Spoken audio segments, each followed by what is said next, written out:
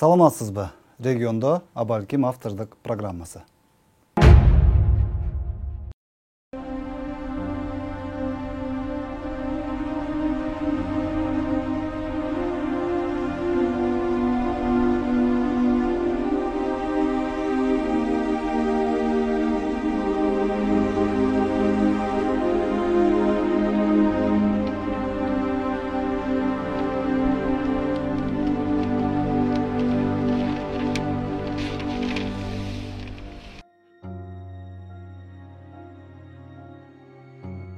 Мына ошентип 2010 жылдагы каргашалуу июнь окуяларынан бери дагы 10 жыл өттү.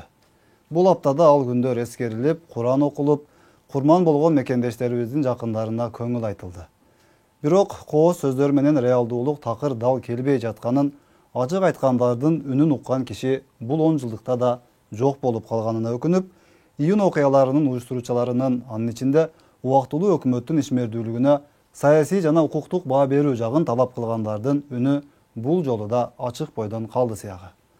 Карапайым элго баарын Кудайга салып, качан эле эки элди кагыштырган канкорлорду жараткан өзү жазаласын деп 1000 ирет каргап болгону талассыз.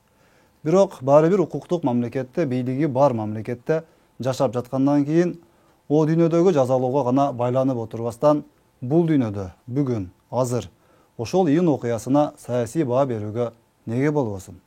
Эмне тоскоол болуп жаткан болушу мүмкүн? Алар сурап койгон адам жок, алардан эч кандай неме алынбады да. Себеби 2010 жылы мындай окуя болушуна ошол убактылуу өкмөттөгү кээ бир биздин аткаминерлердин салымы болуп калган. Ошолардын негедир ушул күнгө чейин немеси келбей атат. Биздин неме келгенибиз эле ошодо. Ушул күнгө чейин талаштарыбыз айтып келатабыз, дегил алар болбоду. Ушу аткаминерлердин неге муну келген бийликтегилер деле, биздин депутаттар деле, мына депутаттар канчалаган нерсени чукуп эме кылып атат. Жакшы адамдарды эле камалып кетип атпайбы? Анан келип эл бузар, ошондой сепаратисттерге жол түзүп берген адамдарды эме кылбай атышат да. Андай дейин десеңиз, парламент төрагасы Дастан Жумабековдун кече 12 июнда Сузакка келип, июнь окуяларынын, анын ичинен Сампа окуяларынын курмандыктарын эскерүү иш-чарасында сүйлөгөн сөзүн угуп, кап, кайран гана эл, кайран гана мыйзам, кайран гана бийлик, кайран гана намыс, кайран гана мамлекет деп башын жерге салгандар да көп болду. Спикер бул ирет эмне деп салды экен деп кыжалат болуп жатсаңыз керек. Тилекке жараша сөзүнөн жаңылган жокко, бирок колунда эч бийлиги жок, аргасыз бир карапайым, алсыз, эч кандай ыйгарым укугу жок, бийликтен үмүтү үзүлгөн, мейлеми, аргам жок, маңдайга жазганын көрөмүн да, Кудайым баарын өзүңө койдум дегендей оор абалдагы адамдын сыпатын даана көрсөттү. А биздин мекендештерибиз бул кишилерден эмнелерди гана талап кылып, үмүт кылып жүрүшөт. Ушул кылмыштуу ишти жасагандар дагы эле балким боштондукта жүрөт чыгар, дагы эле ушул элдин арасында жүрөт чыгар. Бирок аларды биз Кудайга тапшырдык. Алла Таалам Кудайым алардын жазасын өзү берет чыгар. Ушундай сиздердин сыздаган жүрөгүңүздөрдөн чыккан кайгылуу муундарды Алла Таалам угуп, ошол кишилерди бул дүйнөдөн болбосо да тиги чын дүйнөгө барганда алардын жазасын ошо тозоктон өзү көрсөтөт чыгар. Биз ошону тилейбиз. Анткени алар бейгүнөө адамдарыбызды ушул өтүп бараткан жолдон, мынакей бул жашоодон ажыратты. Алар эч убакта Кудайда биз да аларды кечирбейбиз. Бирок 10 жылдын ичинде мамлекетибиз ошолор менен күрөшүп, алардын мыйзам алдында жазаланышын аткарып келет.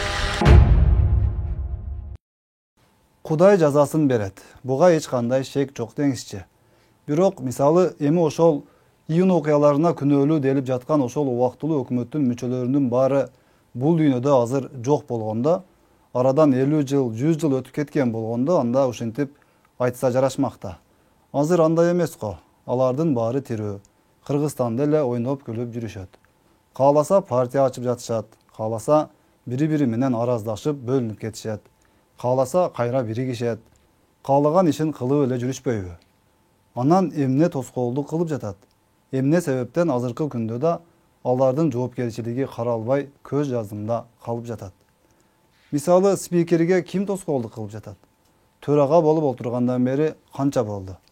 Мейли, башка эч ким унчуга албайт экен. Дастан Жумабеков эгер чындап эле ошол ийин окуяларына саясий укуктук баа берүүнү каалаган болгондо, маселе көтөрүп, талап кылып чыкмакта. Тиги чын дүйнөгө барганда алардын жазасын ошо тозоктон өзү көрсөтөт чыгар. Биз ошону тилейбиз. Макул, колунан келбейт экен деп кабыл алайлы. Анда неге ошону ачык мойнуна алып, мисалы, кече Сампага келип сүйлөгөндө, урматтуу кыргыз элим, урматтуу ошол ийин окуяларында жакындарын жоготкон мекендештерим, менин колумдан келбейт, саясий укуктук баа берүү талабы менен мен чыга албайм. Мени силер келбеди дебесин деп эле, жөн эле силерге көңүл айтып койгон эле келдим. Кудайдан гана сурангыла, биз жөн эле отурабыз. Бийлигим бар, туура, бирок аны мен мындай тарыхый маанилүү иштерге колдоно албаймын. Анын мага такыр кызыгы да кереги да жок. Менин жашоом жакшы. Мурдагы бийлик менен да жакшы болгонмун. Азыркы өлкө башчысы менен да жакшы мамиледемин. Алдыда шайлоо, ошого даярданып жүрөм. Мага антип ар кандай талаптарды айткандан көрө, күн сайын Кудайдан гана сураңыздар. Мен дагы Кудайдан суранып атамын. Болду эми, өткөн нерсени кайра эле мени кыйнап айта бербеңиздерчи. Тим койгула, жабылуу казан жабылуу бойдон кала берсинчи.